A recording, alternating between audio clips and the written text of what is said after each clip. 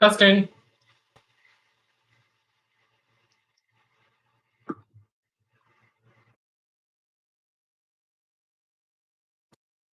Okay, guys, I'm getting set up here for the live session, so don't mind me.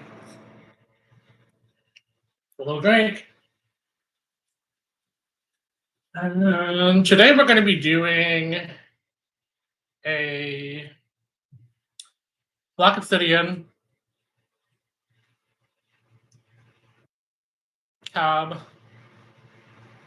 and we're going to wrap it in rock copper. And my screen looks terrible.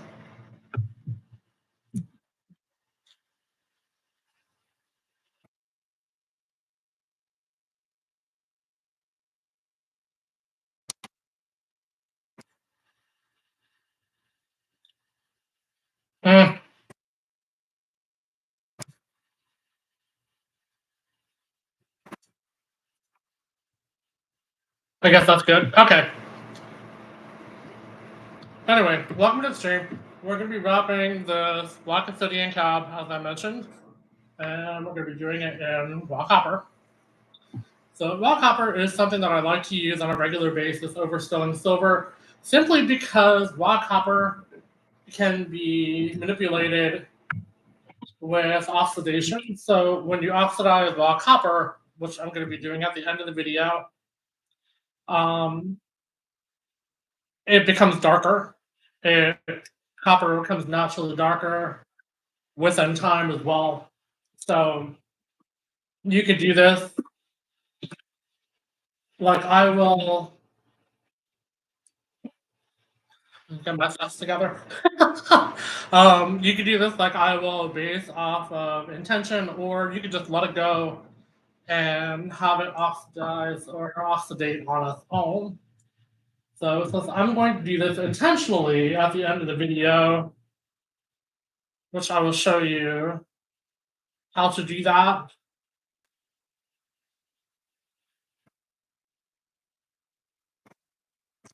So what I'm doing is I have about maybe 4 to 6 inches of half hard raw copper wire that's square. And this is going to be the cage for our stone. So I'm just going to take this copper wire and find about where the middle is on it. And we're just going to fold that down over the wide pliers that I have here.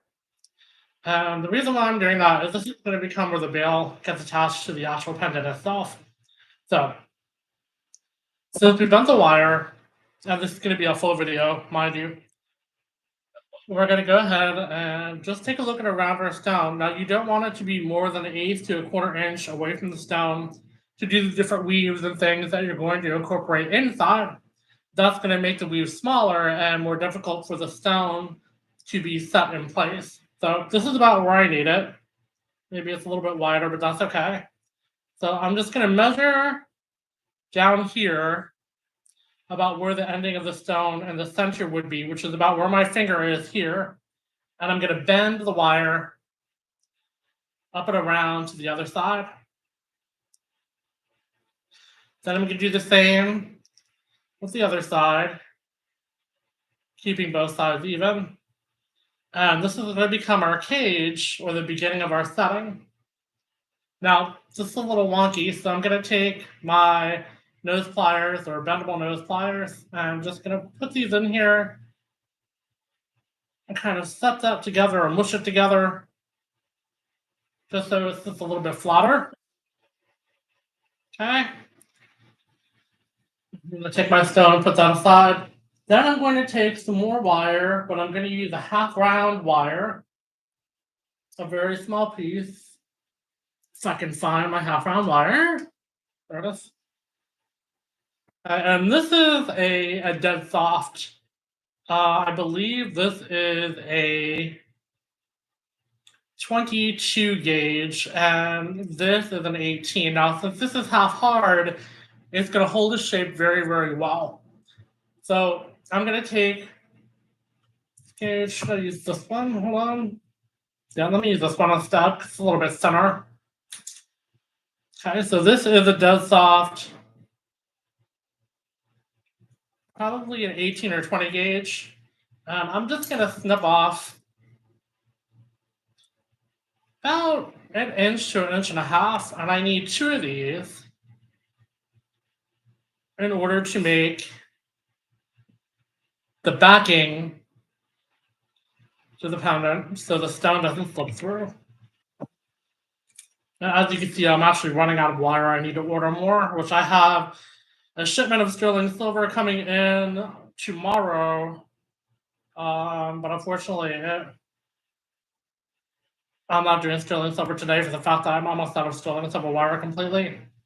Okay, moving on to the pendant.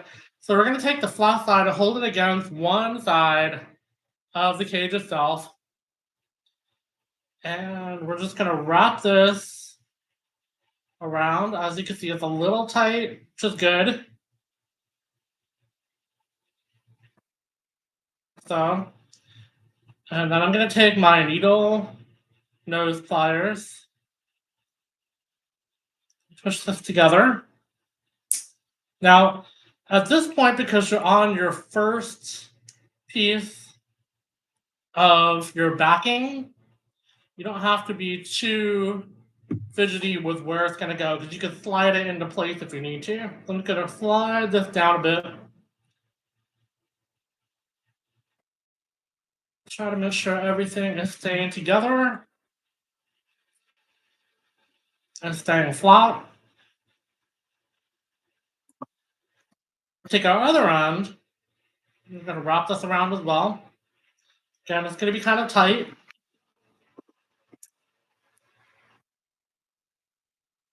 But what you don't want to do is you don't want to bend this too much, because that is going to decrease the size. See how much that's already moved already with these wires in place? So you want to be very careful with that. So you're not moving your frame too much.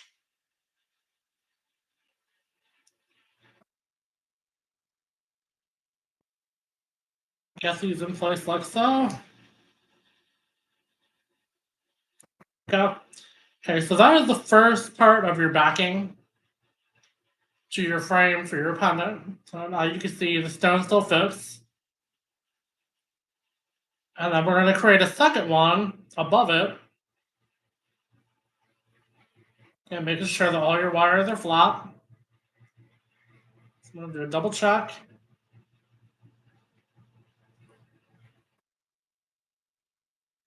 Really quick. There we go. Make sure that is secure. And we can do the same thing. The flat side facing towards the inner side of the pendant, because again, that is what the stone is going to be resting on once we finish this. I'm just going to move this down just ever so slightly and tighten it.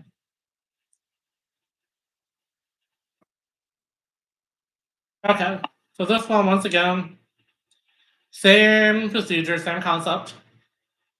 Take it and just wrap it around.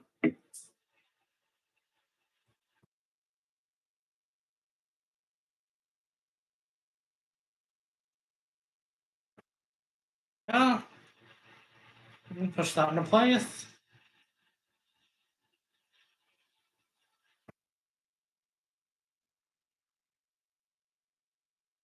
Same thing with the side. Now you can create more backing settings if you want to, because that will increase the ability to use your wire a little bit more creatively as far as making details on your pendant. I pretty much stick with two just because it's simple. All right, there we go. So let's just test this out. And the stone fits fine. It's a little loose, which is exactly what we want. Then we're going to take these endings from the original cage base, and we're just going to take those and push them inward, or bend them inward rather, to get them away from the edge so nobody gets scratched. Do the same with the other side.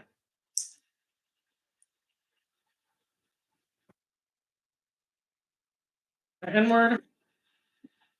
And that also helps secure the wire from sliding upward, which is a good thing as well. Especially once you're adding your additional wires in place, and they can be a little bit on the tough side. Okay, so there is our frame. You can see.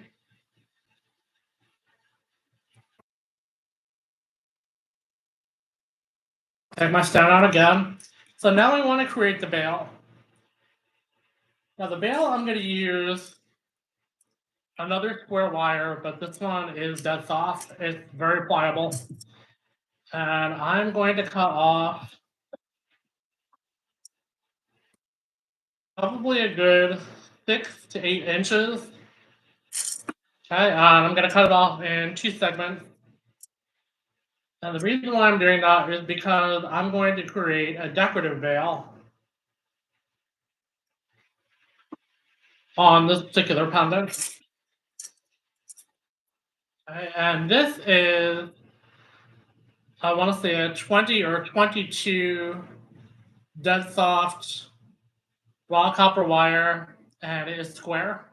Okay, so please keep that in mind when you are doing this type of work, and when you're using a square wire, especially if you're looking to make something very intricate, you want to make sure that your wires are lying flat together, as you can see here. You can also see the shine on the wire when they're lying flat together.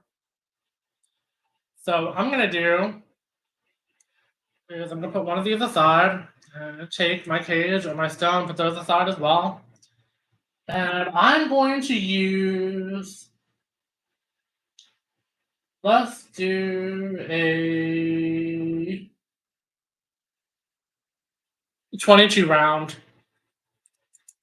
wire for the bail. And it's kind of thicker, but it really does work because the bail, you want it to be a statement piece. You want it to look heavy. You want it to look that it is something that's going to last. So I'm going to go a little heavy on this. And I'm probably doing about an arm length.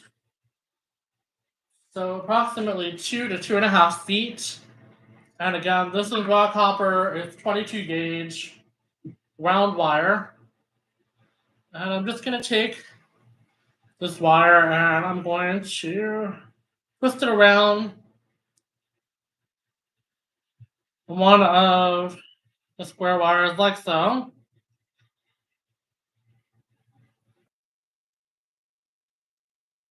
In place. I'm going to take my other wire, square wire, I'm going to put it side by side.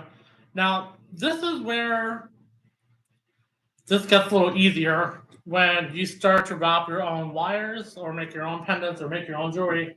I have a ring. I don't know if it's a ring holder, but it holds it while you're trying to polish stones and stuff. And I've seen people use this on other YouTube videos. So I thought, maybe I'll just get one. And it was really inexpensive. I think it was like $7.99. I believe I bought it online, probably Amazon, knowing me. And I'm just going to go ahead and place these two into the clamp. Now, the clamp itself is going to make these wires stay level and squared off like they're supposed to be. Okay, so we're just going to put that in there, make sure they are nice and snug. And then I want these wires to be a little bit more stern. So I'm going to take my nylon pliers and I'm just going to push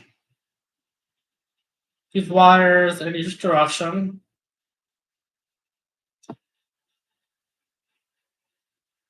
To make them a little stronger. And actually, before we go on, let me just double check that they came undone. Okay.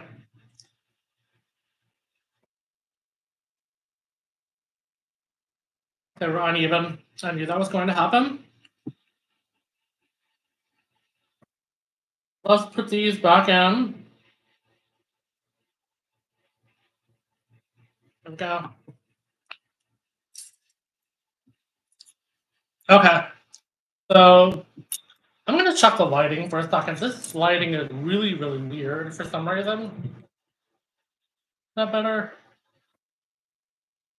A little better. Okay. Let's try it without the light. Okay, so we're going to make sure this is all tightened up.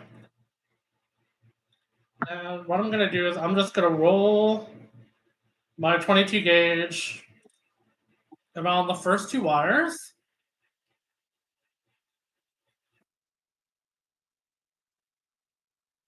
Once I do that, I'm going to go in between.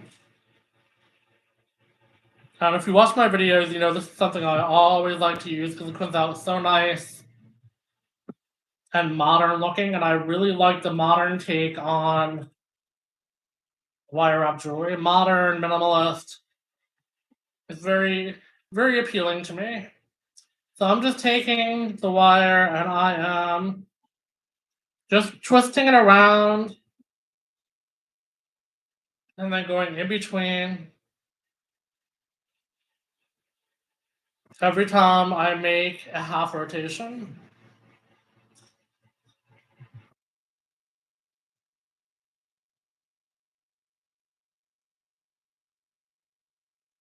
So I'm following suit.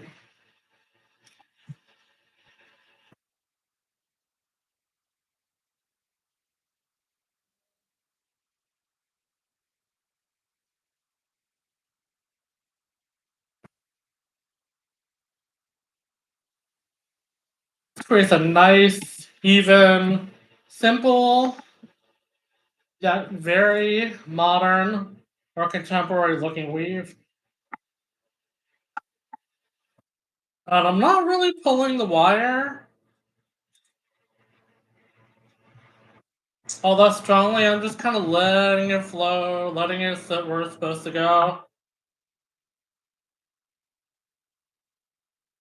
Just up a little bit. There we go.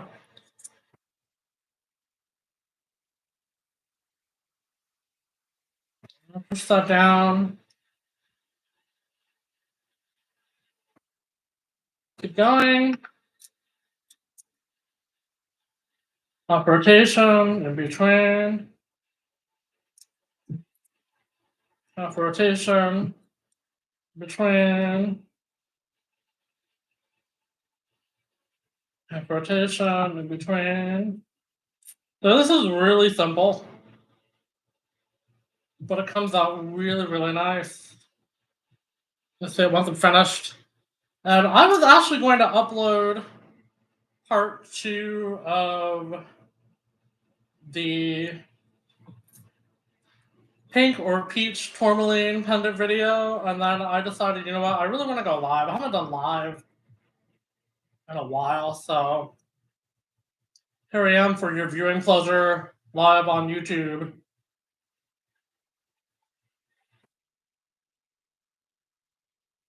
Just, I probably will edit that video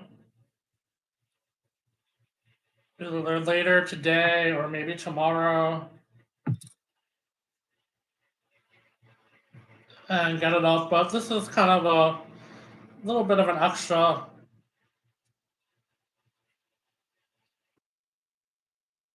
video going live. As you can see, I'm just twisting, half turn through the middle, and the 22 gauge is working very nicely. But again, you have to keep in mind this is a thicker wire compared to what a lot of people would use. And I chose this because, again, it looks really nice for a bail. I probably wouldn't necessarily do this on the initial pendant design because it would be a little too thick.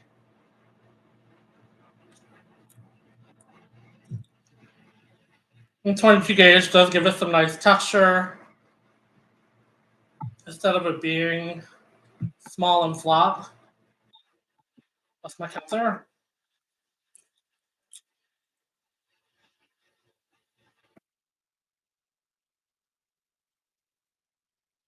Actually moving these a little closer than what I was before, so I'm actually pulling a little more than I was, and that's okay.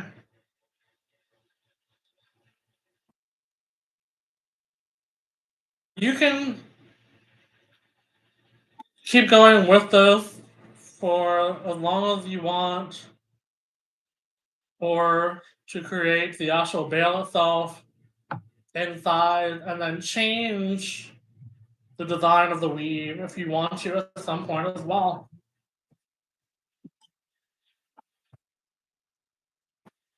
This one I think I'm just going to keep going a little bit.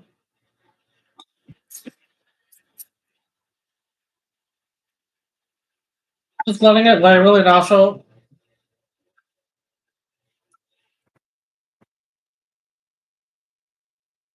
So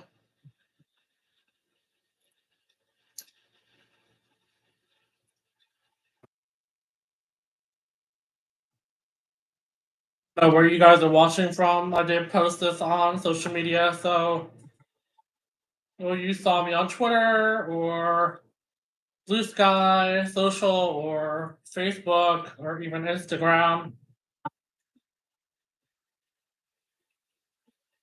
I don't know where you guys follow me from, or if it's just here on YouTube.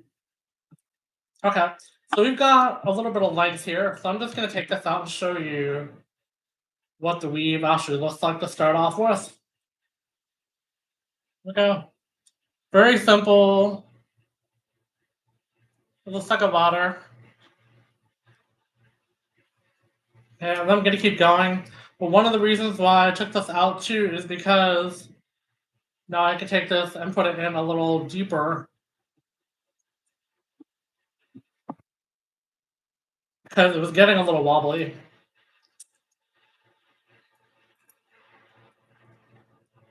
Go. Now again, if you reach the size bale that you want, you can stop. But I may actually incorporate some of this into the setting and the design of the pendant.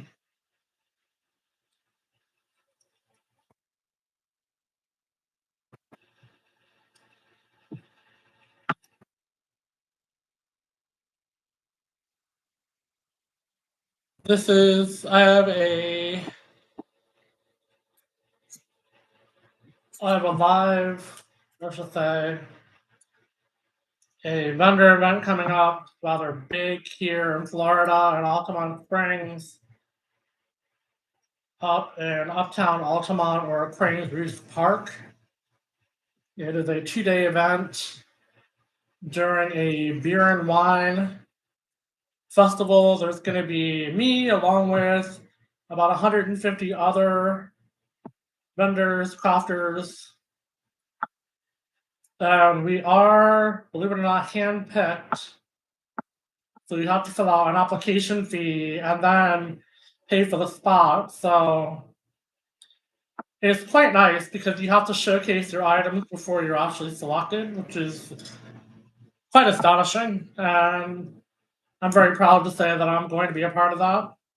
So if you are in the Orlando area of Florida or Altamont Springs or even Plant City, Deltona, Daytona, any of the surrounding vicinities, please come and say hello. It is a free event. You don't have to pay for parking. You don't have to pay for admission. But if you do want to join, if you want to join the tasting, they are doing specials where you could pay for a pass, which is $20 in advance on their website, or $25 at the event, and you could pay to do different beer and wine tastings. And you can find that information out on my website at spiritoftwilight.com, or if you follow me on Facebook, I have a link on Facebook as well to the event and where you can purchase your tickets. Otherwise, we're just coming to do a little tasting here and there of beer and wine, and coming to see all of us artists and crafters. Then it is a free event. Just come out and join us, say hello, take a walk around the lake. It's a very, very beautiful area.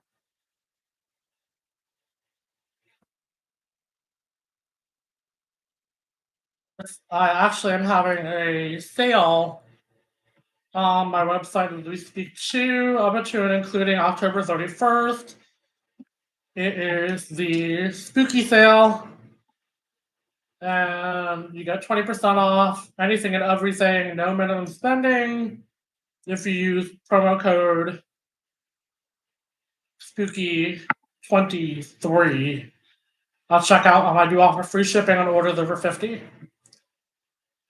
So if you want to check that on my website, please feel free. I used to belong to Etsy, and the Etsy's pricing got a little crazy. So I decided to close my Etsy store. But I am on spiritoftwilight.com.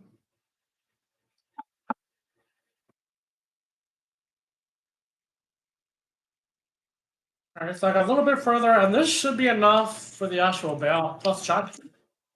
Oh, definitely. Okay. Excuse me. So I'm gonna do is pull out my cage again. It's a side. Now normally this will take me a little while to complete, so just keep in mind that this video is probably gonna be a good hour or so. And you just want to press out all of your wires with your nylon pliers so they stay in place. And I'm going to end this, so I'm going to take the ending here and do an ending wrap, which is between 3 and 5 rotations on one wire, or I can continue to wrap this all the way around, then I won't waste any wire, which I think I'm going to do that instead. So let's go ahead and finish this 22 gauge round wire off by just continuing along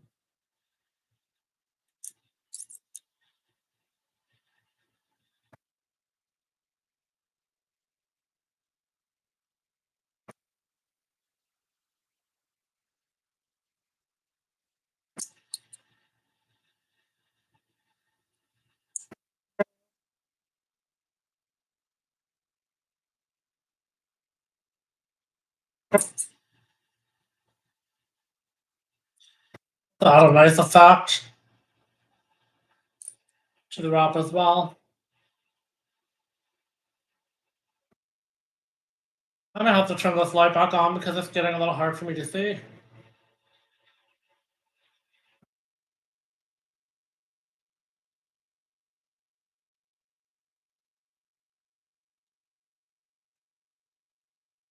I think.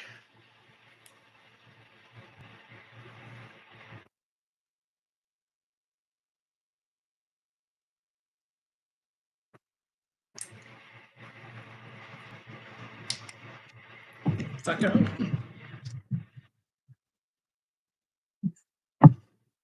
Yeah, I need to see a little bit better. So I'm just taking this and wrapping it around.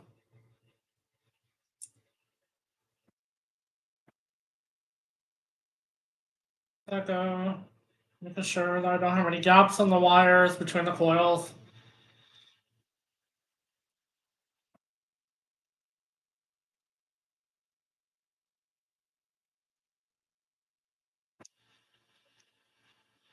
And what's great about the square wire is the square wire really makes everything stick, if you would, because you're adding a texture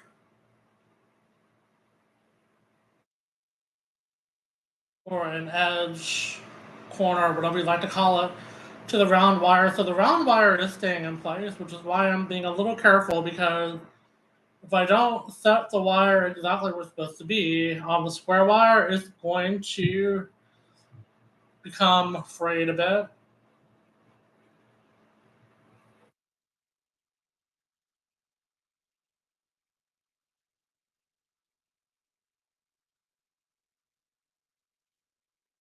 But I don't expect a lot of people to show up for this live session, especially since I'm doing it on a Thursday at lunchtime for most people. But if you are joining me after the fact, welcome. And I hope you enjoy this little session that I'm doing. Okay. The end, so I'm just going to take this and put that in place. Then I'm going to take my wire and gently press my needle nose pliers. God, that was horrible. No, that's the end of our weave. Okay, so I do have these two wires also sticking out, which I could use to help wrap the weave around the base of the frame. So let's go ahead and create our bail. I'm just going to bend this up, and I need to trim these wires because these wires are going to wrap around the base wires here. Oh, that was nice. Sort of up to my lighting. Decided to turn itself off for some reason. Oh. So let's go ahead and trim these. Scalp aside. And then I'm going to take my needle nose pliers and create a hook. And that hook is going to fit on the back side, which is where the round side of my wires are.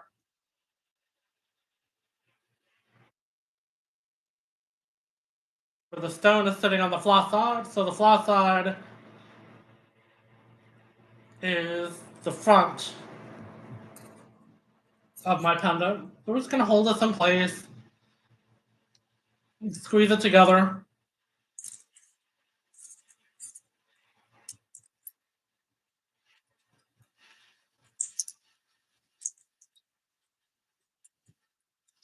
My camera tripod is in the way.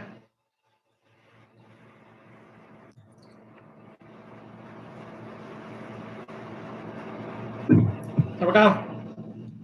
Now I'm going to take my bail and just bend it. So, and you don't have to get too fidgety with this either, because when you're doing the bail can be reset very easily. These are a little offsets. I'm just going to squeeze these a little bit on the side very gently. Go. All right. So the bail actually it ends here, which I made it a little longer than what I anticipated, and that's okay. I'm going to go ahead and bring it down to the second wire, right down here. Okay. And I'm going to wrap from the outside. I'm going to start off with my uncoiled square wire. So I'm going to bring that through the back, up to the front. And we're going to pull that as tight as I can. And we're just going to go ahead and squeeze that in, make sure it stays where it's supposed to. And taking this wire,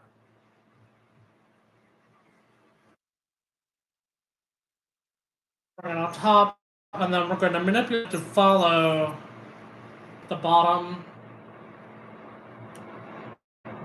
of the pendant frame. This still looks a little wonky. Why does that look wonky?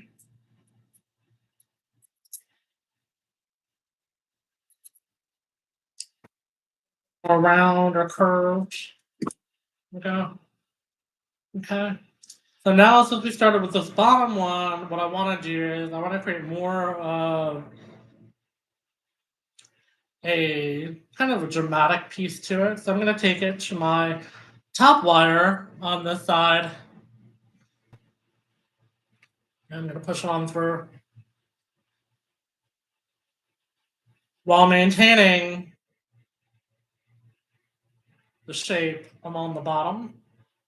Move this back a little bit. Okay. Again, we're just going to squeeze that into place. Take this up through under the bail. Again, maintaining the shape.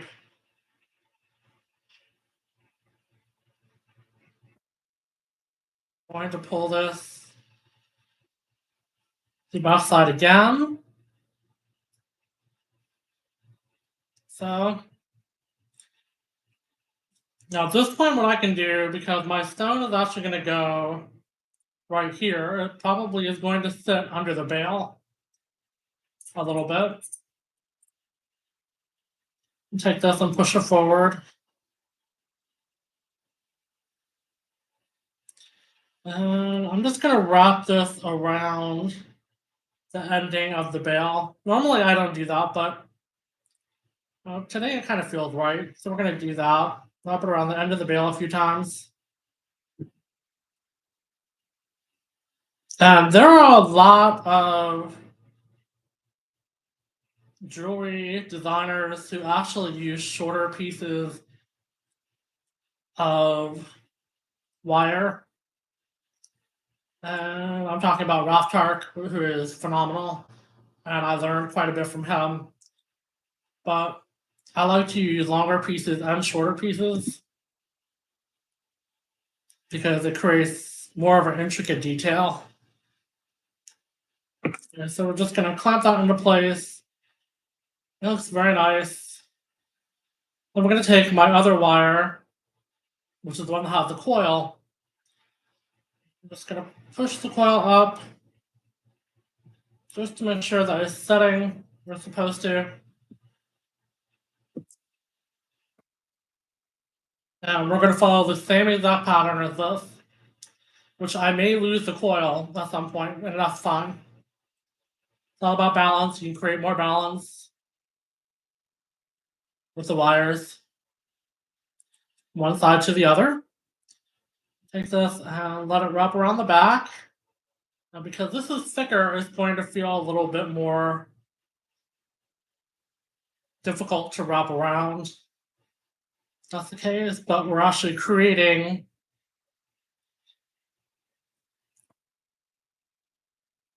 a bit of detail for the wrap itself. So let's do that. Let's go down this way, meeting this first square wire, and then I'm going to go behind it just to make it look a little bit more intricate, which is a good thing because my coil actually ends here. So what I'll do at this point is just take this and come through the center of our two back pieces.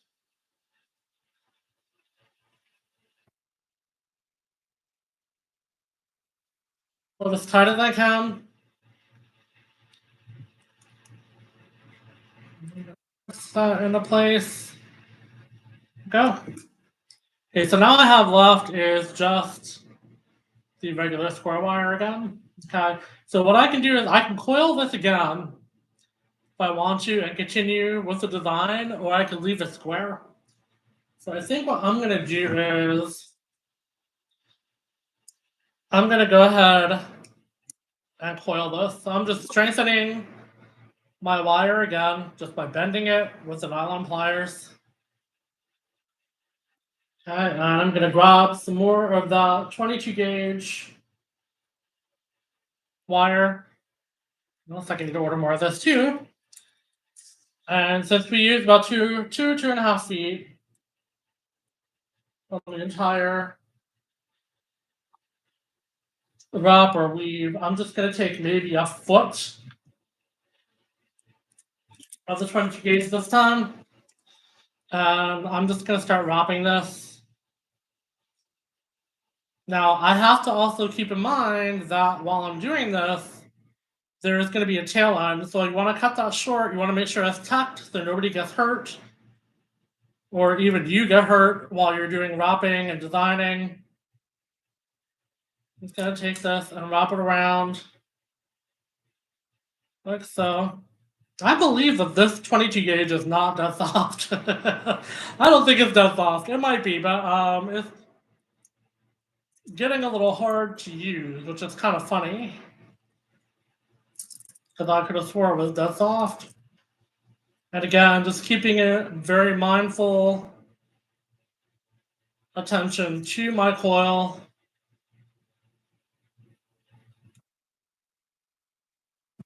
Turn that off again. So it isn't creating any gaps in the coil itself. And I do have a device I could use to make coils. Unfortunately, it doesn't work so well with square wires. And that would actually be a lot quicker. You notice also some other people who do videos of wrapping wire jewelry on YouTube have a tendency of using a drill. I've never tried using a drill because knowing me, I'll use it for the first time and poke my eye out with the wire just kind of flopping off in the air, and oh god, that would be enough. So I don't like blood on my wires or on my jewelry, so I prefer to do it the old-fashioned way. There we go. We're getting there.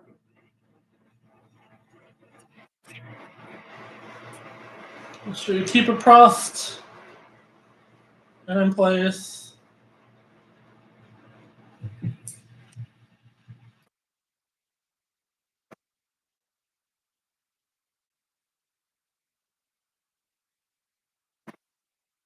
Oops. Got overlap. Gotta undo that.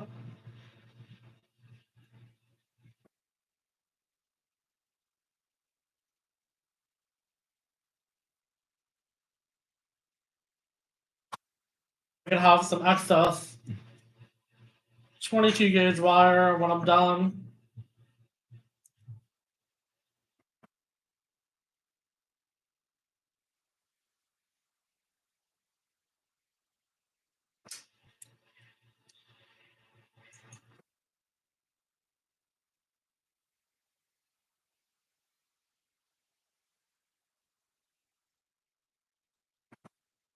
So we're almost reached the end.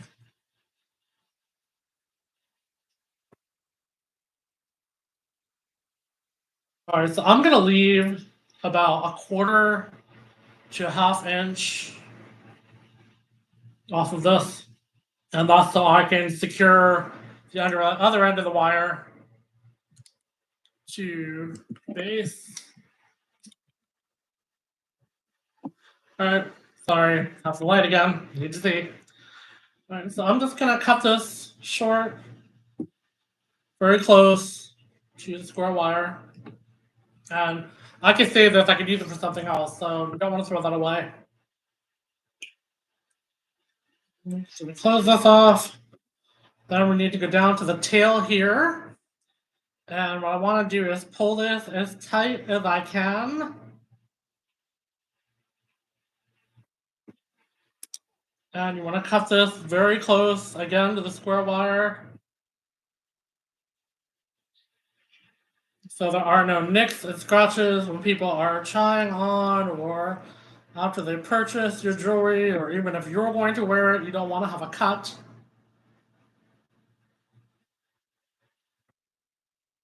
Go. This down a bit.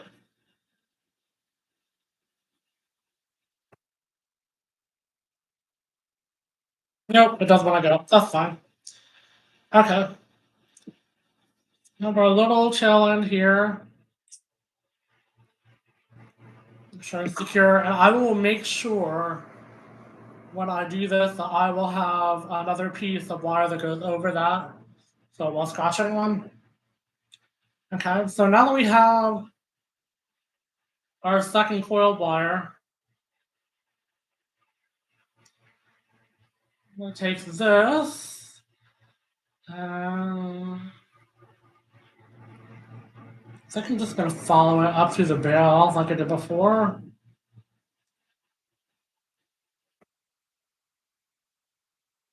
Yeah.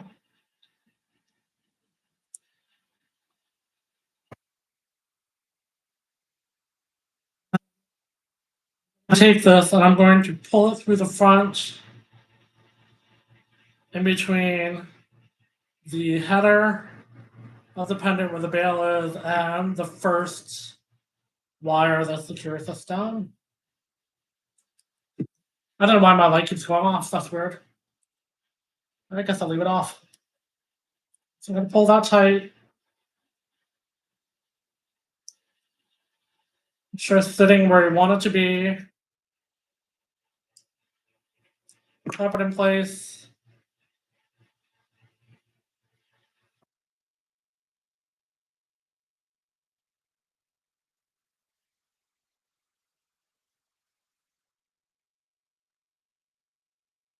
I'm going to take this, I'm going to make a little flower or spiral out of it.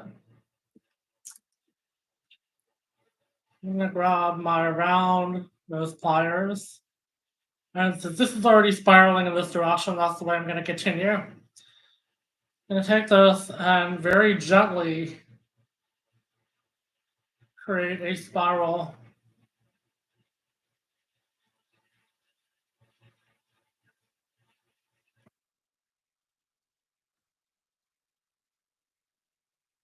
Piece, and we're going to tuck it up here. Just above behind the bail. That adds a little bit of interest to the actual pendant itself, as you can see.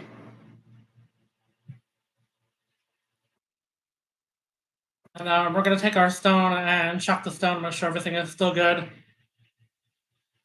It looks like it is. This piece is causing a problem, so we need to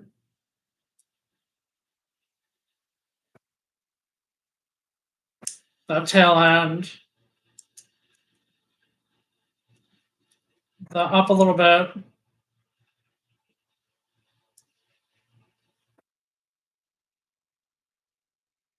Push down to the side. Let's try that again. There we go. Okay.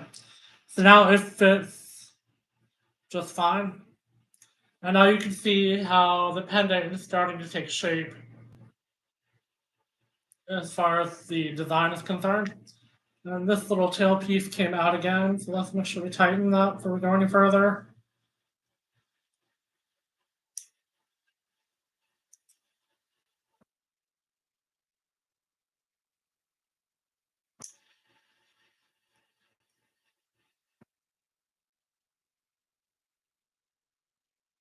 There we go. Okay, let's move the stone out of the way.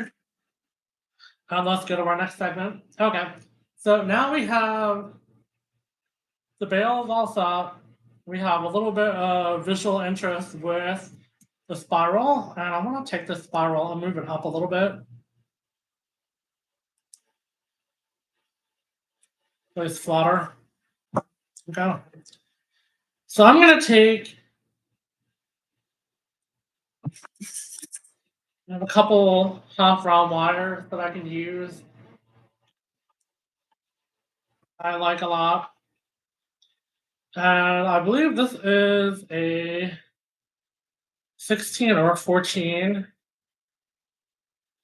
Actually, these look almost exactly the same, so they're probably a 16.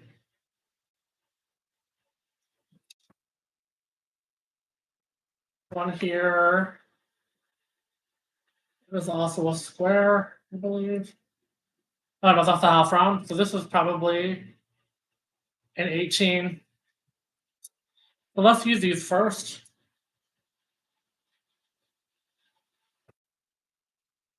A little bit more interest to the pendant. And what I need to do is we need to focus now on securing the stone.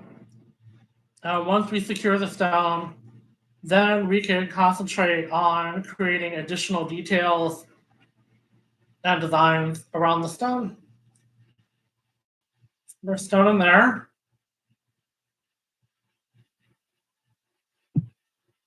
And I'm going to take this piece and push it up a little bit. Like so.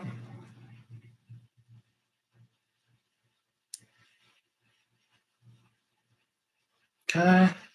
And I'm going to take this piece that I'm holding here. Now, this is about maybe 6 inches.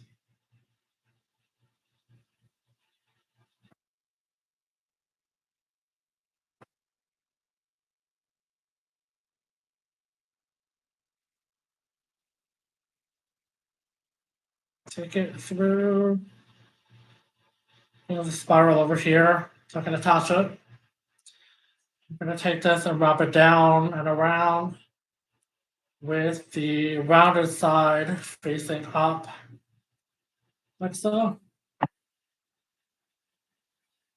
You can actually see it out.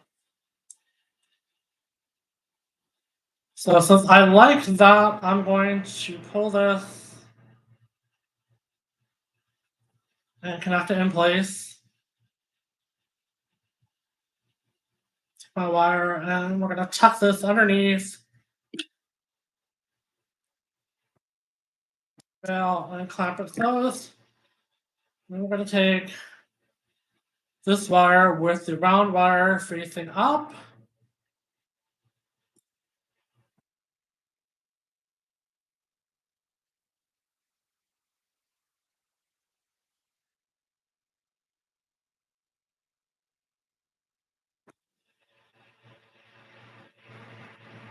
I'm just going to lay this alongside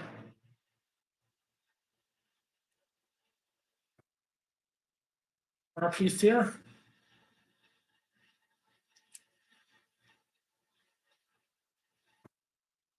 So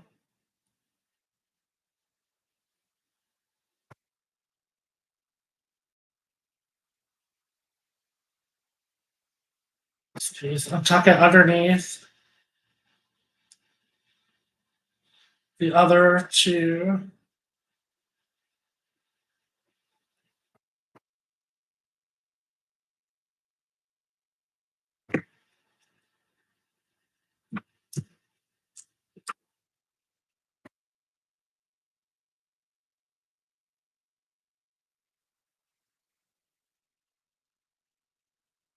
To wrap this around the back so that stays in place.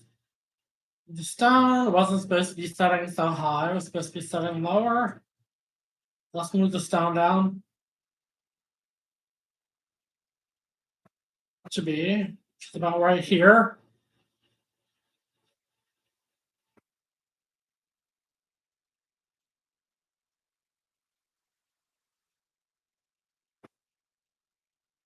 Soften this piece of wire.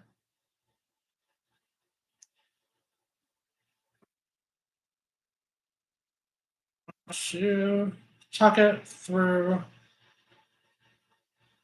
the back.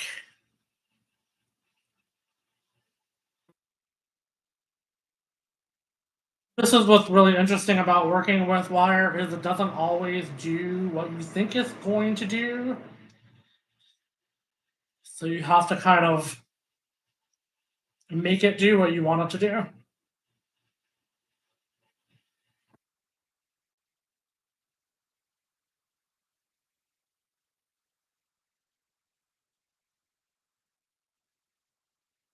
There is very little space in there, so I need to open that up a bit.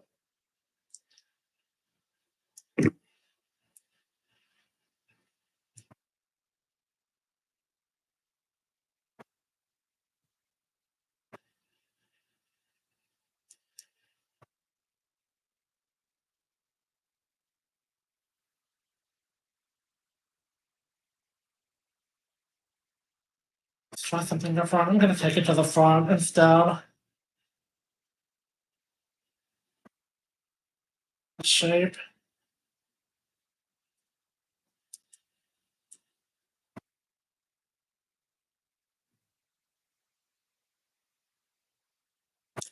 So I'm going to slowly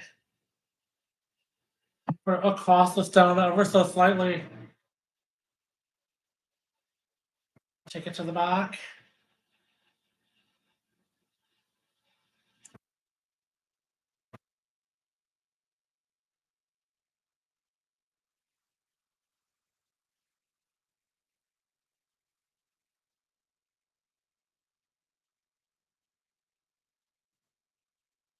To add a little bit of visual interest to this portion. I really do need my light, and I don't know why it keeps going off.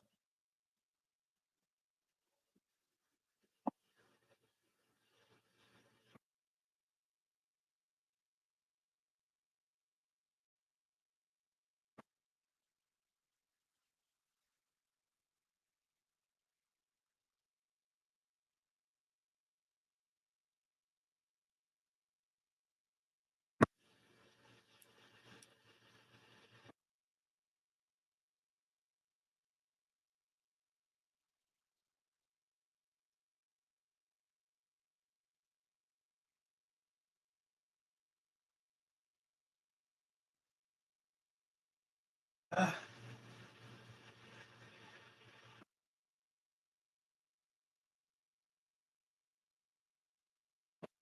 going to finish this off because it's a bit more difficult than what I intended. Alright, so we're going to take this ending and wrap it around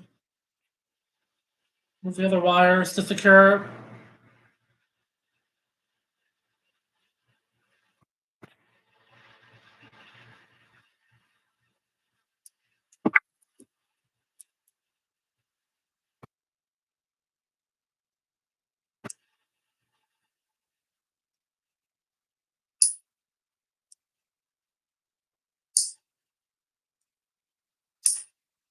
Ooh, this wire is tedious.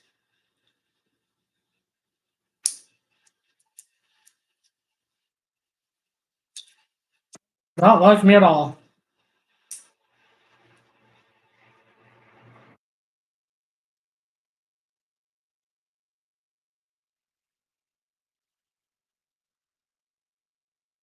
A lot of people, when they wrap, there is a tremendous amount of trial and error, as you can see. In some cases, things don't pan out the way that you'd like them to.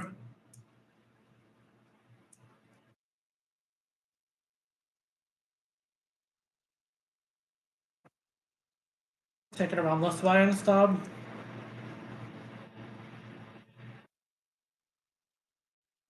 There we go. So we're going to attach this to the bale.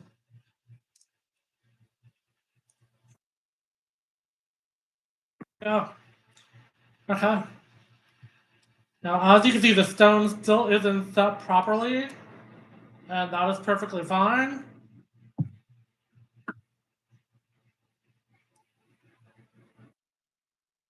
For some reason, this wire is not cooperating at all.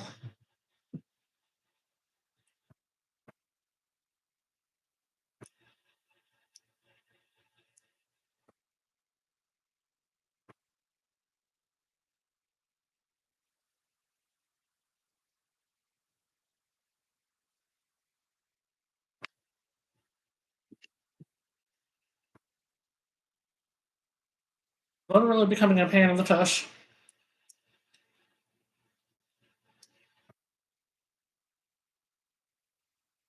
Took the stone out, and that's fine because it wasn't fully set yet.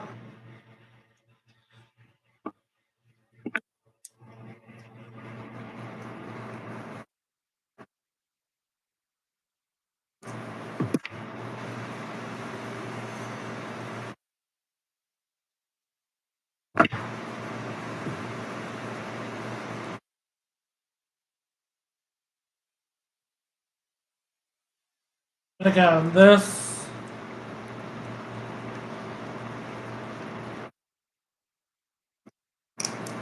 setting is not complete.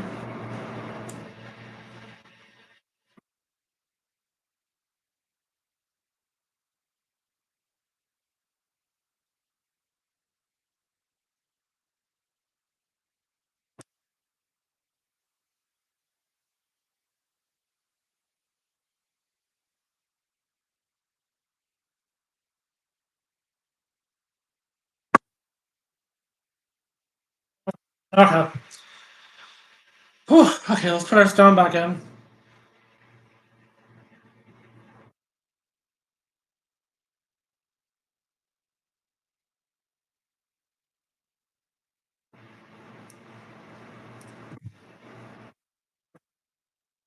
I actually like that better because it's not crossing over the stone entirely.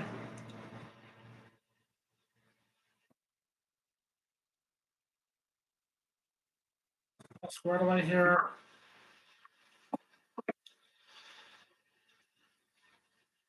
Set up a little bit. Okay.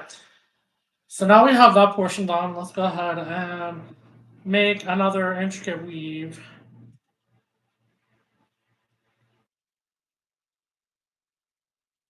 Be using another square wire for this weave. But it's going to be smaller because we need something to fill here and fill up here. So let's take 6 inches of 20 gauge square wire, two of them. You can do 3 if you want to. I just prefer to use only 2, especially when I'm working with a kind of a close-knit weave, as you can see. You drink? Whew. Okay.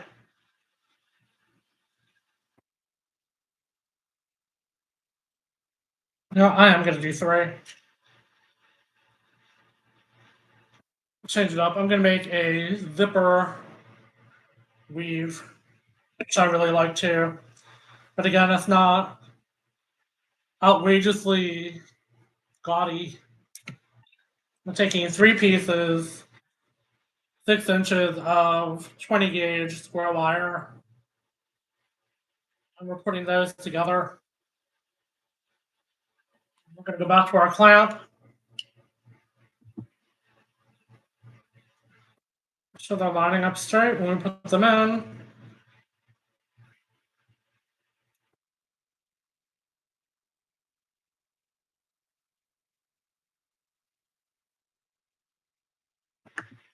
Push down. There we go. Okay. So now the zipper weave is made with 3 wires. And you may have seen something, or somebody call this something else. I call it a zipper weave because when you're done, it looks like an actual zipper. I'm going to use 28 gauge. Now this is rather thin, it's almost like a thread. But I'm probably going to use 2 to 2.5 feet because there's a lot of weaving going into this. And it's a very fine wire. This is the wire that I would normally use when I make these instead of the 22, but since that was the bale, I wanted it a little bit thicker. Okay, so we're going to take our 28 gauge wire, which is round, by the way, and we're just going to wrap this around our first wire 3 times. We're going to take the middle wire and the first wire, we're going to wrap those around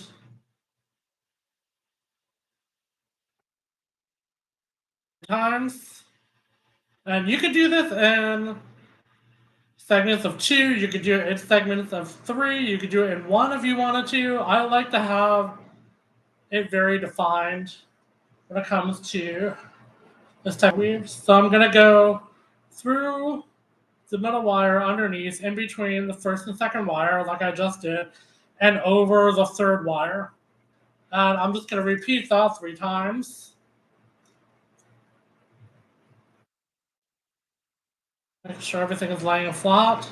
And again, this is really tough to see, so you want to be very careful. Then you're going to go back to the starting point, which you're going to go all the way down to the bottom under the first wire and bring it up and over the first 2 again.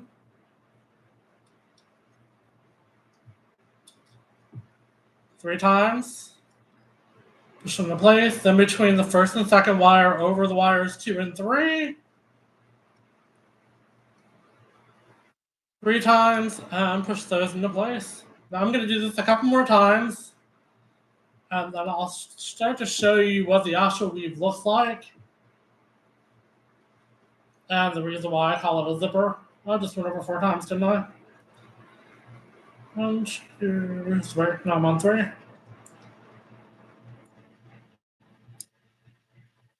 With this. 1, 2, 3.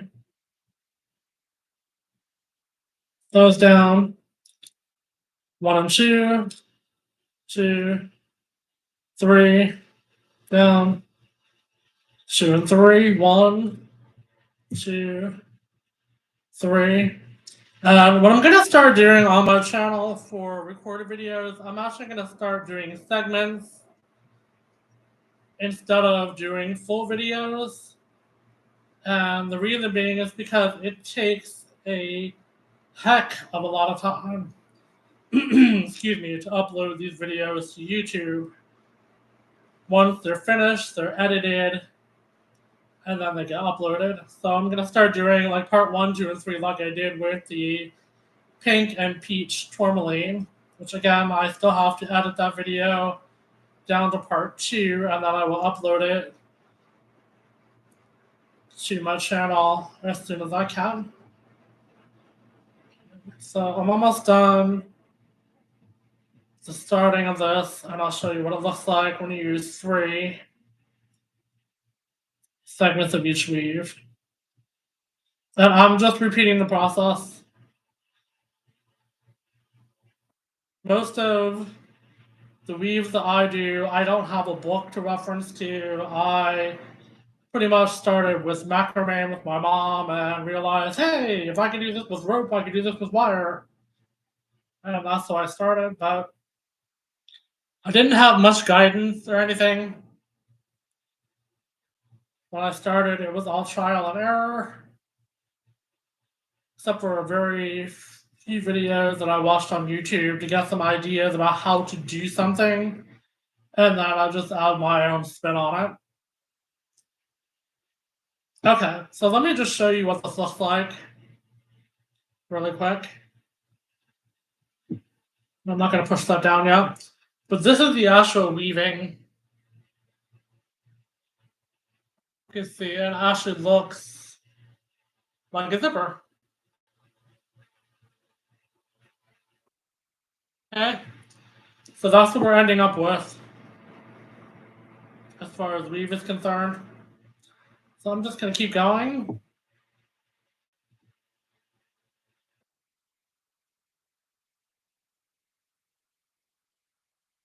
And if you guys want to comment, feel free. I'm just doing this. I'm glancing at the screen as I can. But it's been over an hour. So now you can see just how long it takes just to make a pendant.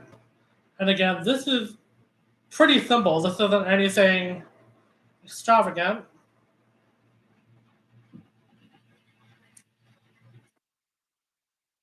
But all the times where I speed up the videos, so on and so forth, now you can actually see in real time how long it takes to make one of these. And I really should do some more simple pendants like I used to do. The way you guys get a hang of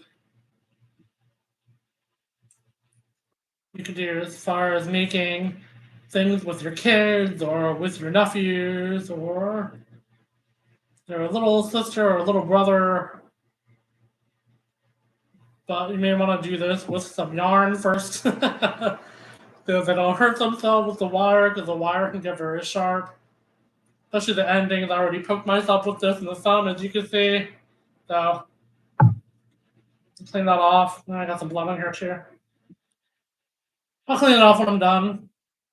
But I'm not touching it with the pendant or the weave. That part of my thumb was actually lifted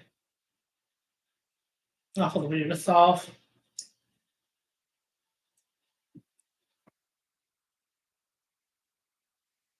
So yes, you can actually harm yourself by doing this, but once you get used to doing it, it's a lot easier.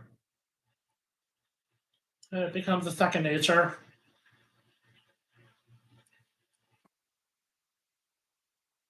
Plus, I'm going to be oxidating or oxidizing this pendant, so it's going to eat at the metal, eat anything else away.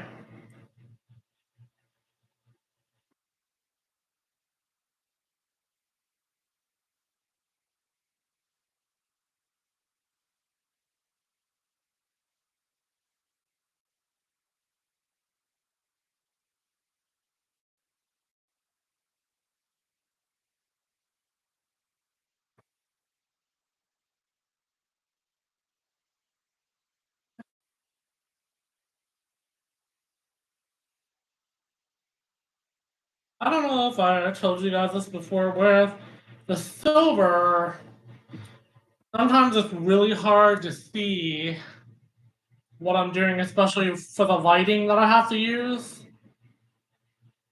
So that's one of the reasons why I primarily use copper, especially during a live segment like this, and I don't have the ability to adjust the lighting in an edit. And also within my camera software, I can't access it when I'm doing these live sessions on YouTube either. I'll have to go with pretty much with what I have to actually work with.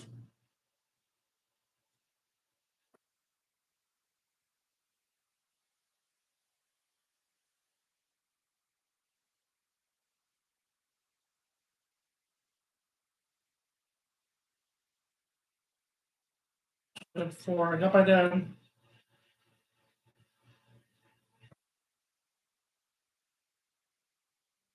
Instead of 3, and do that.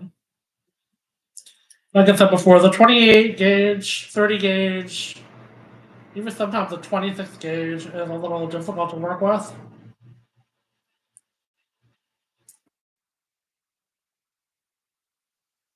Type of wires take time in order to create a weave long enough for your product or your design. Because they're so small, there's so many repetitions that you have to do. I actually thought about doing this on Facebook or doing this on Instagram. If you'd like to or prefer to see me over there, let me know.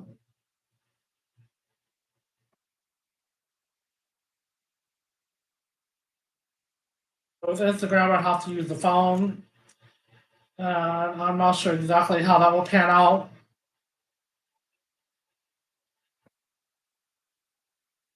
I don't usually use Instagram that often. You can see all the stuff that I make offline on my Instagram account and my Facebook account, and also on Blue Sky Social and Twitter. Which Twitter I don't really use anymore,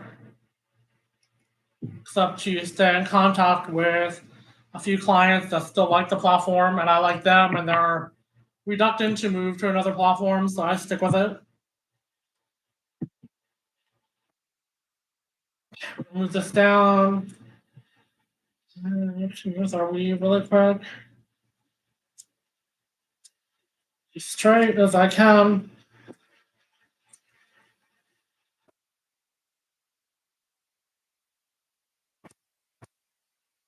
And as even as I can, since I'm now kind of hitting home stretch on this particular wave.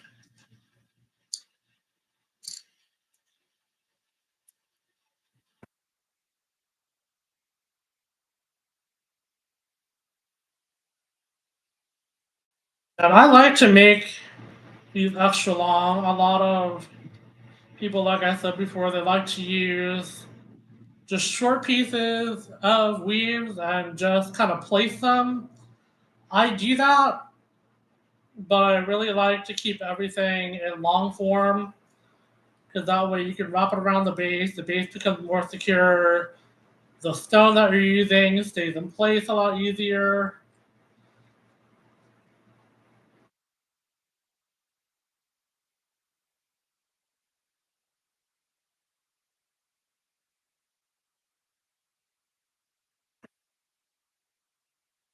Almost there.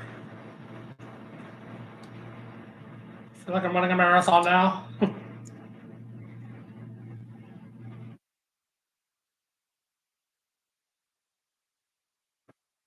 You can see I'm actually pulling this pretty tight. Excuse me.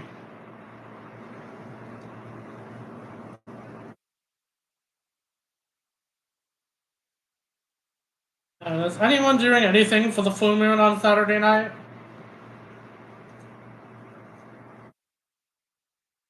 I charge all my crystals and stones that I rob.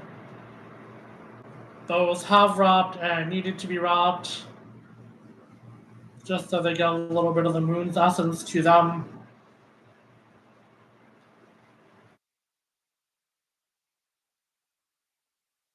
Magic would never hurt anybody.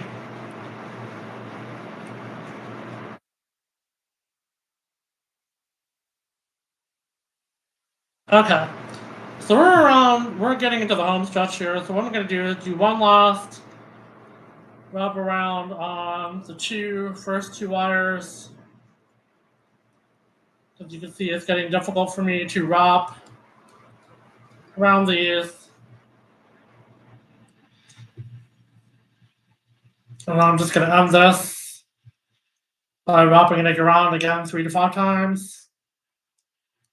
Make sure that it stays in place.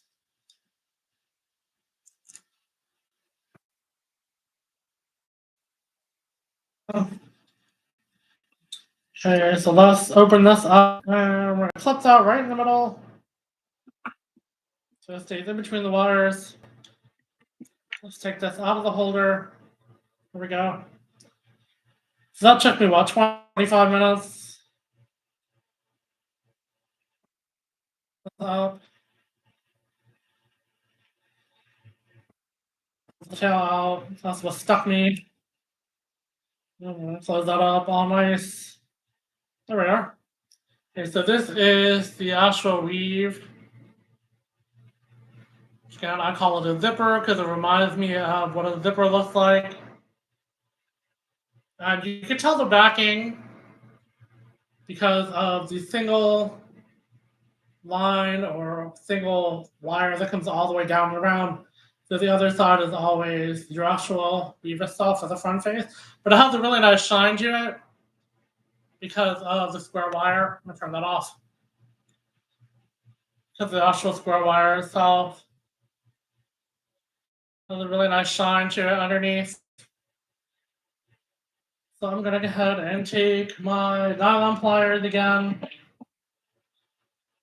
and flatten this out.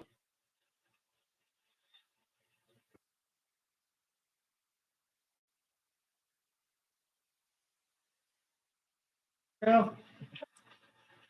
Okay. So now we're gonna add this piece into the pendant.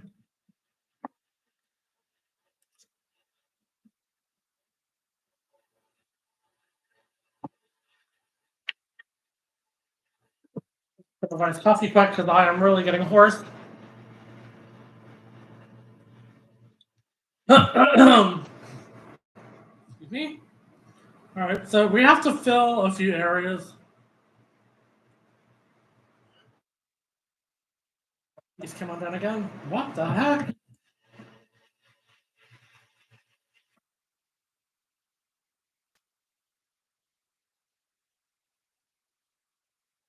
One wire is really becoming a pain in the butt.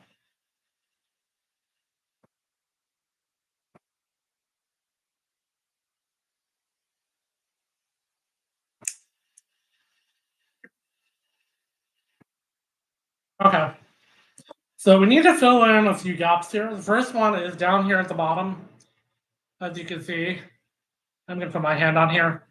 And then we have a little bit of a gappage up here.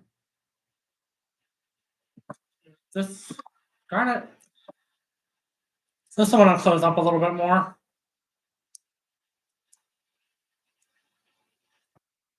Spiral.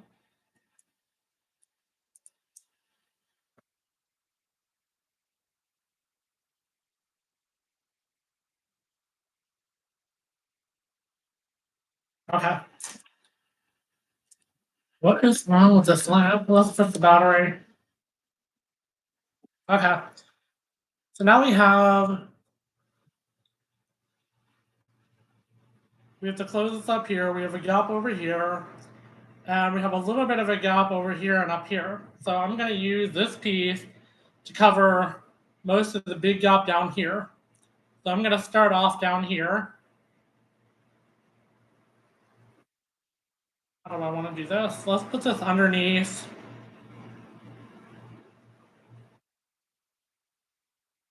So, and then this can go Uh,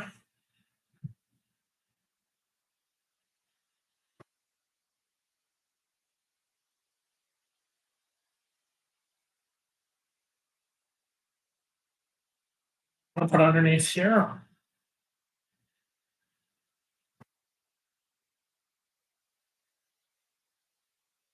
Show that we have options. So let's look at this too. That battery is going to drop down. I like it hasn't already.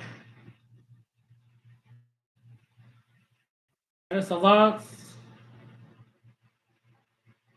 close the gap here.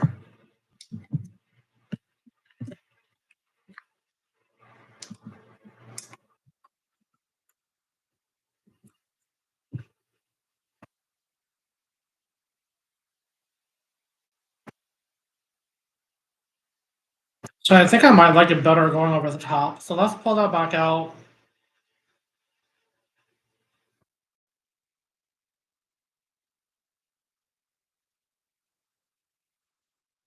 That's the problem when you are working with so many different variations of wire, is because you need to set everything in its place like it's supposed to be. So if I go on top here,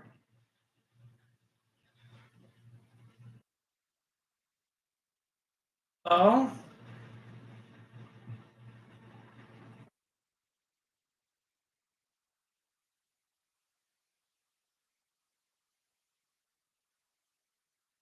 that's too gaudy.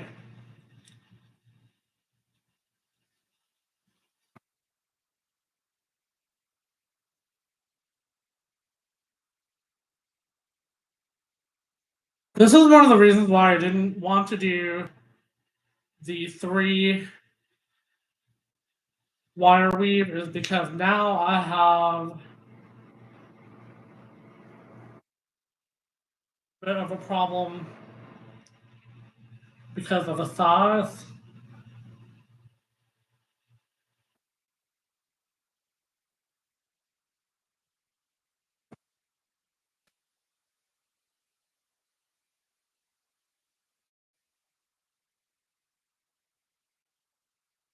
Just a little bit.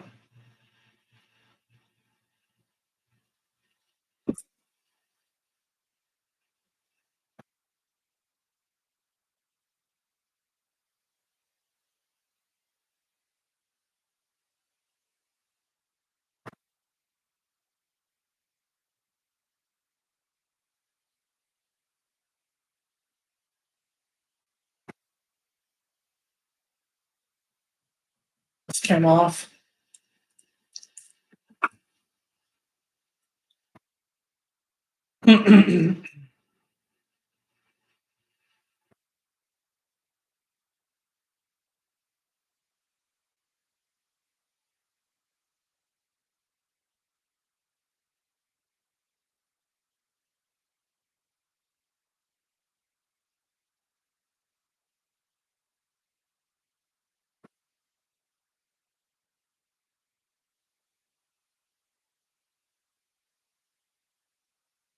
So when I'm putting this in, it's actually causing the stone to move.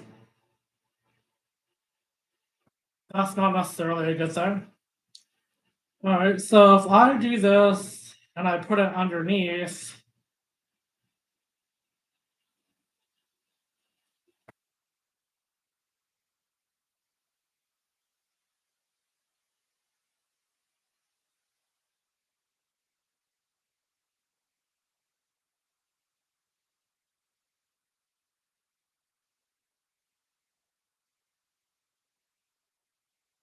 so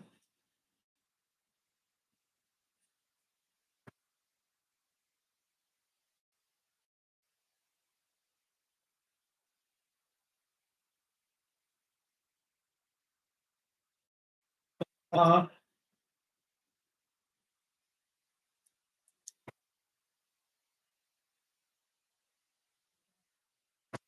that's better. Spiral back into place. That's better. Okay. That's more what I was looking for.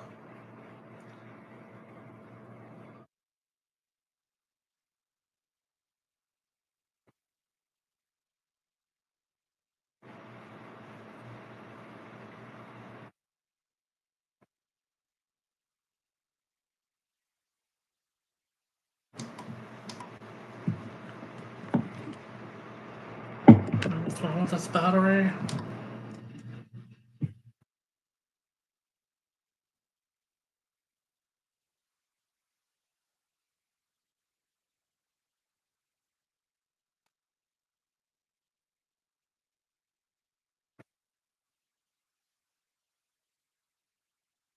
That piece out of the way.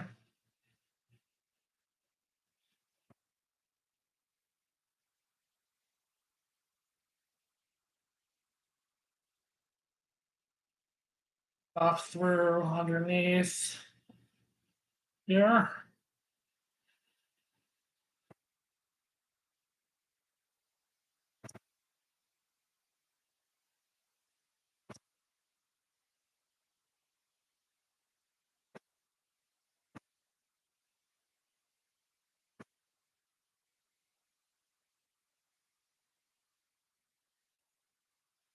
This is the part you have to be careful because stone is going to be set with this weave.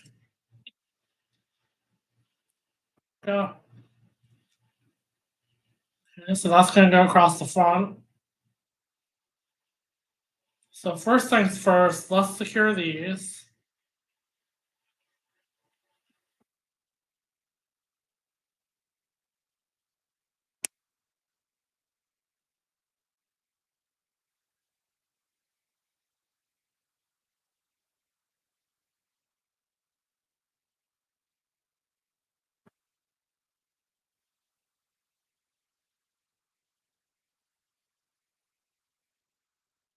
Secured, so I can take these other two.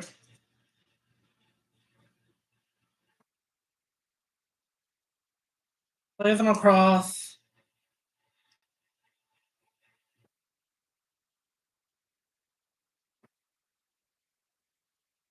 Make sure they're tucked in. And then I'm going to take this piece here, lay them over the other two, or other three rather.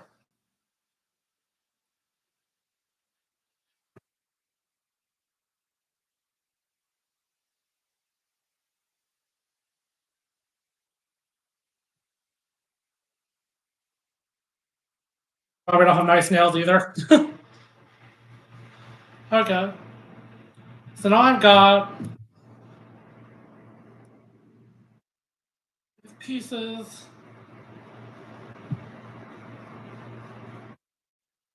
sitting pretty flat. These out just a bit.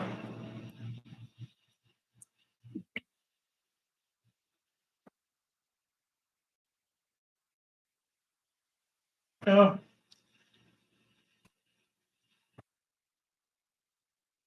Now I could use these for decorative elements if I want to. So first things first is to secure at least one wire. This one. And that's one of the things you want to keep in mind when you're working with a multiple wire weave is you want to make sure you secure at least one. Then you can create details with the rest if you have any left over.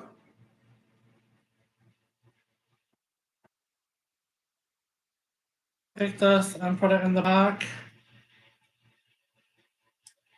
like so.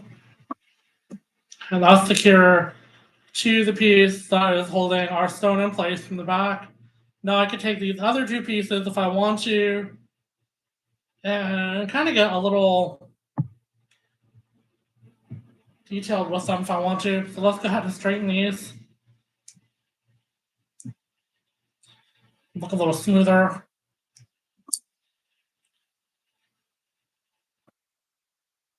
I'm just gonna add a swirl, small little one right here. Stick that on his loop a little bit. I'm gonna cut this short. Actually, I can go behind it. So let's go ahead and just tuck that in the back of the pendant, holding your loop intact. It's gonna require a little bit of work.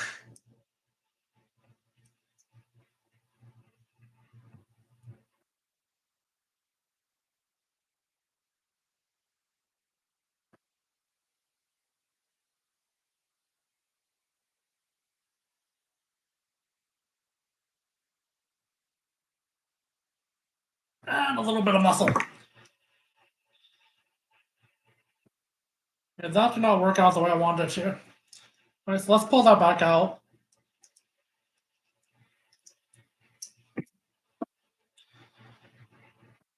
Flatten it out again.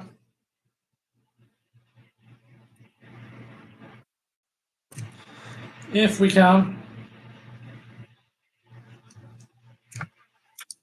And since it's a little bitten up, it looks like, I'm gonna cut that short. Then I'm gonna twist it.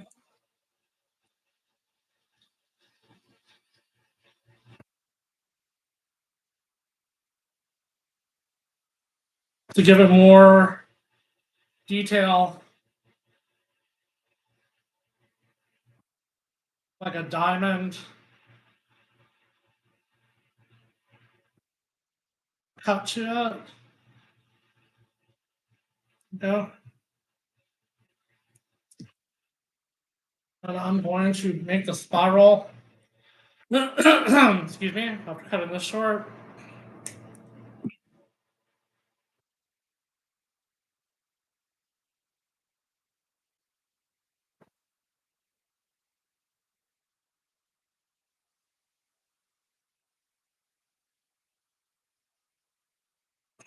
Down into place. Go. More. And then this piece,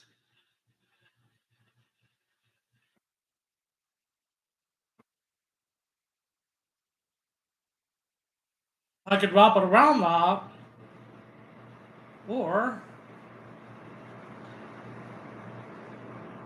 cover up this little piece here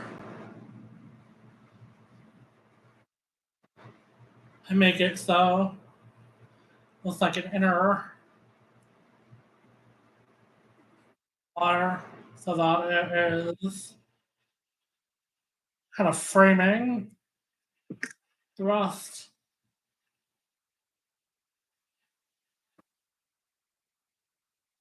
So I'm gonna go ahead and do the double swirl on this.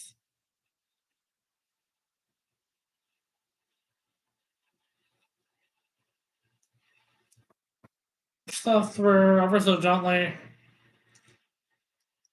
and create our little double swirl. Okay.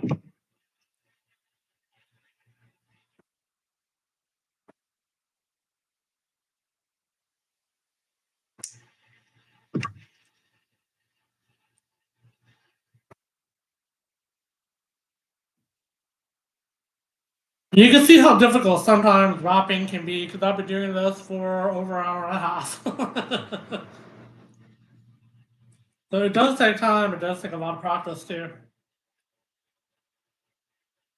But it's not impossible, and it's a lot of fun because you've created something that is your own and is unique. All right, so do I want to do anything else with this wire? I think so.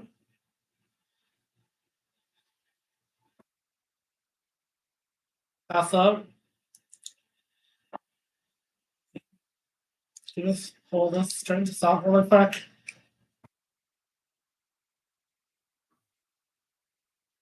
You know what?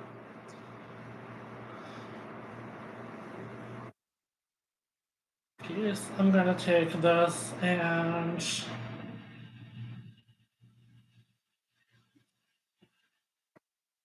get it to there. Perfect.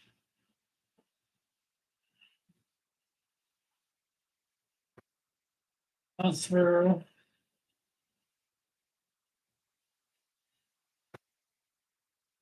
If I can, I'm just gonna create a little bit more detail around this swirl.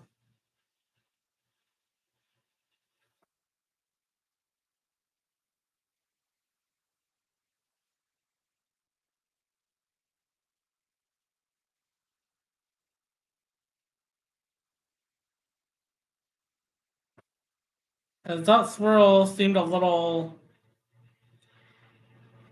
disjointed. So make a double swirl up here as well. Okay. Okay, so now we have all these different textures and patterns and shapes and wires, doing all these wonderful different things to make everything beautiful.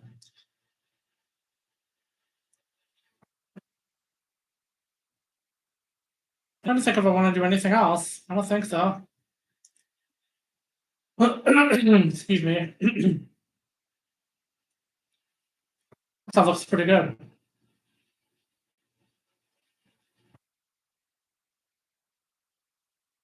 I'll take one more and put it right here because it's kind of a blank spot. I could do something down around this way. Let's do that. So let's do the regular 18 gauge round wire without adding a lot of detail to it. Just the ticks.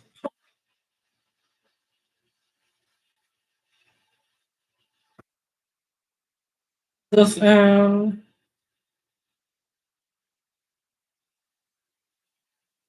We're here.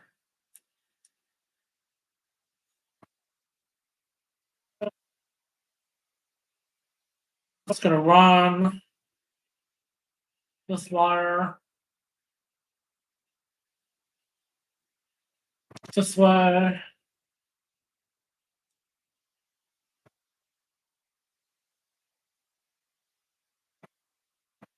To the rail.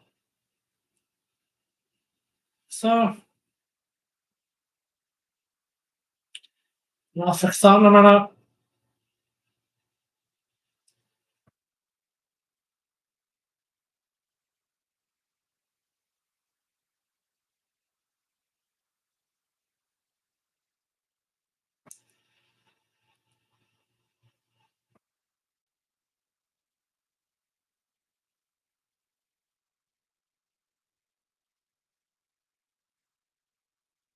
So that wire is going to come out and come up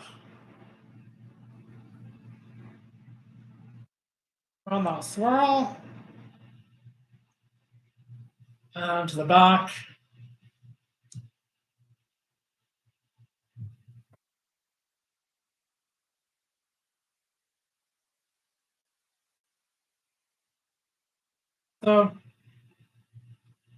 So I could actually put that through the swirl too if I wanted to.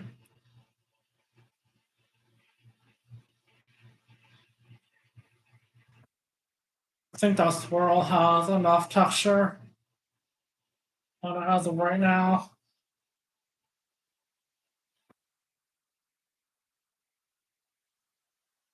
Let's do this. Let's go to the back. And then we will go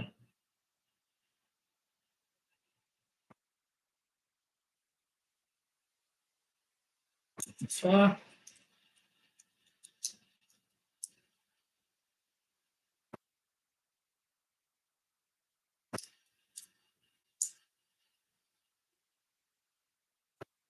Position. Wire again. To its place.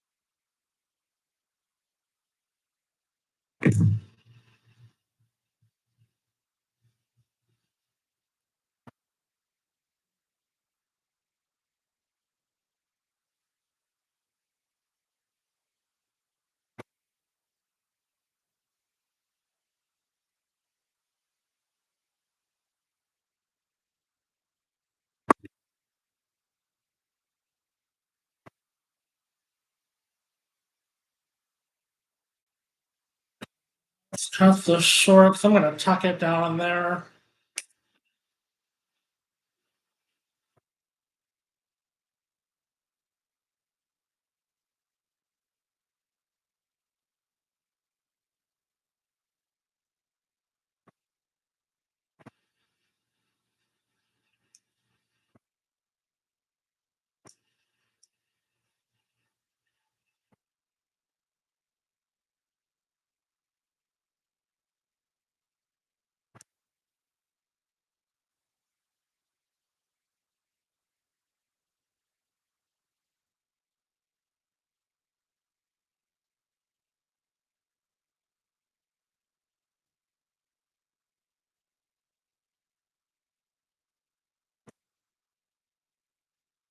I think that actually took away from this piece, so I'm going to pull that back out. I don't like it.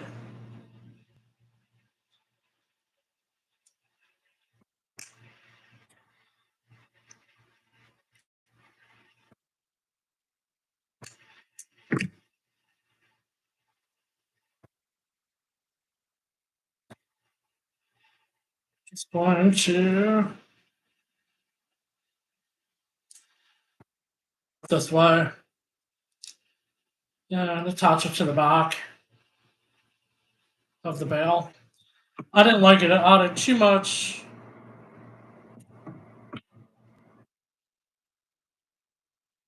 too much intricacy to it, too much detail, too much in one spot. Let's put it that way. Let's fail. Move our bale back where it's supposed to be. There we go. Okay, so I'm gonna say this one is done because there's so much going on, and I need to flatten these out anyway. So I'm gonna spread a bit. And that piece just came out, which is not good. Okay.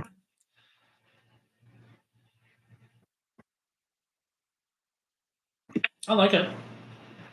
I like it a lot. Okay. With our piece, let me turn it around. So this took me 1 hour and 45 minutes from start to finish. This is a Black Obsidian wrapped in black copper.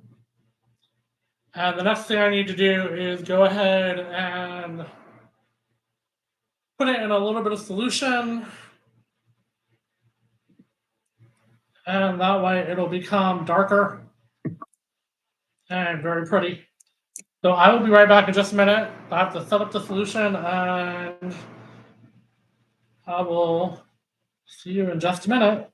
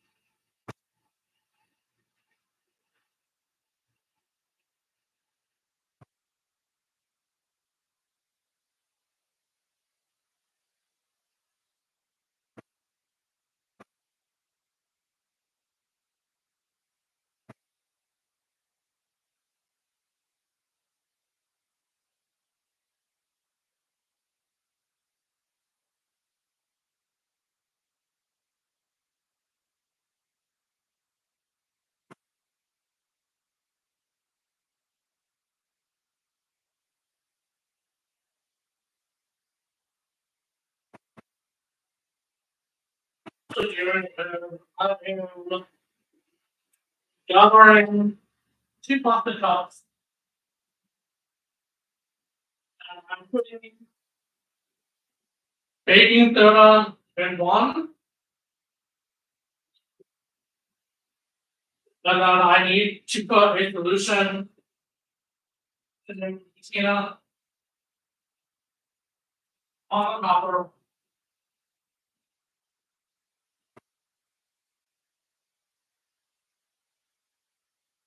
Water ready.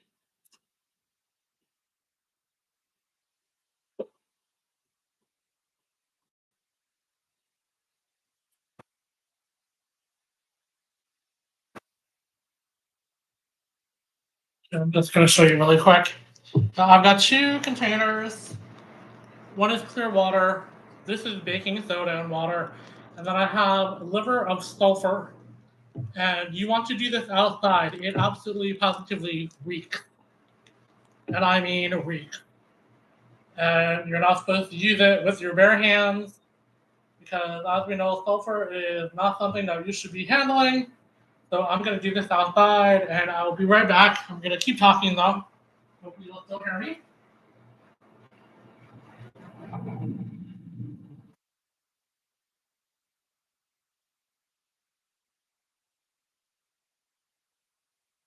And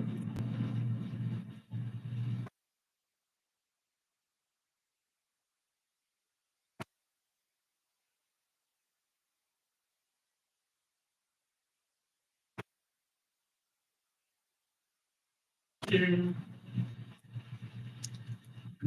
empty glass of water.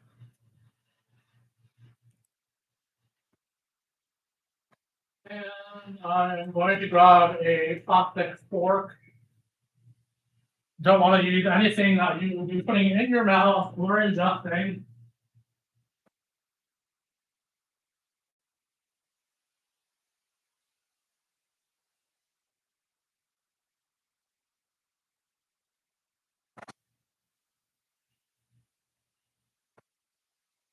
Doing a couple of pendants. So I'm going to show you just this one. And so, again, here is the before. As a matter, I'll take a picture.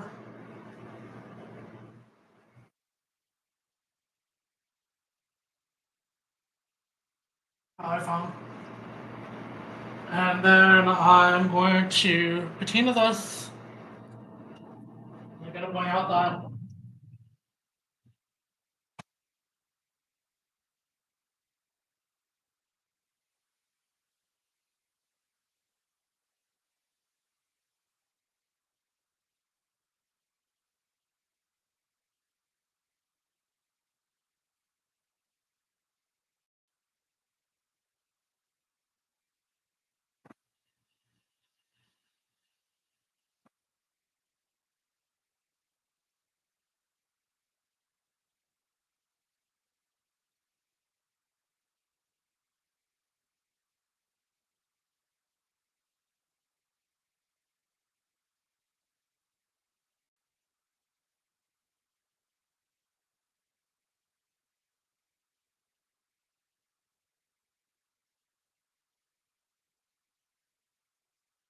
what I do is rinse this off in regular water.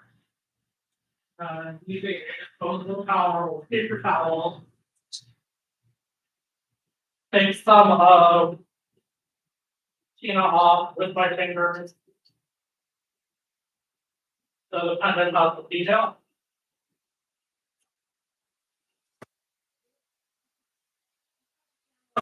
I take with me and show you not only how it works, but I don't have one.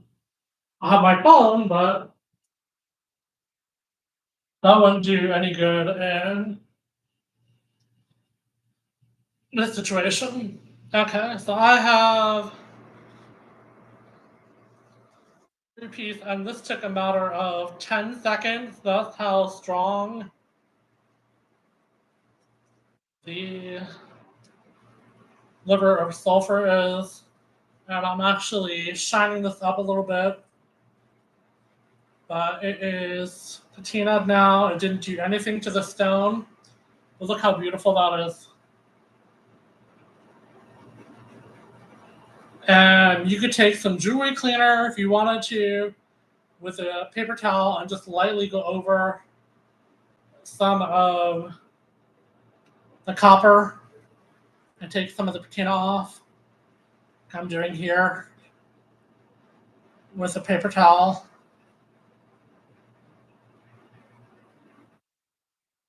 That will give you a little bit of contrast between the top layer of the wire on the bottom. So again, if you try to do this with something that you purchased, which you could do this with silver as well,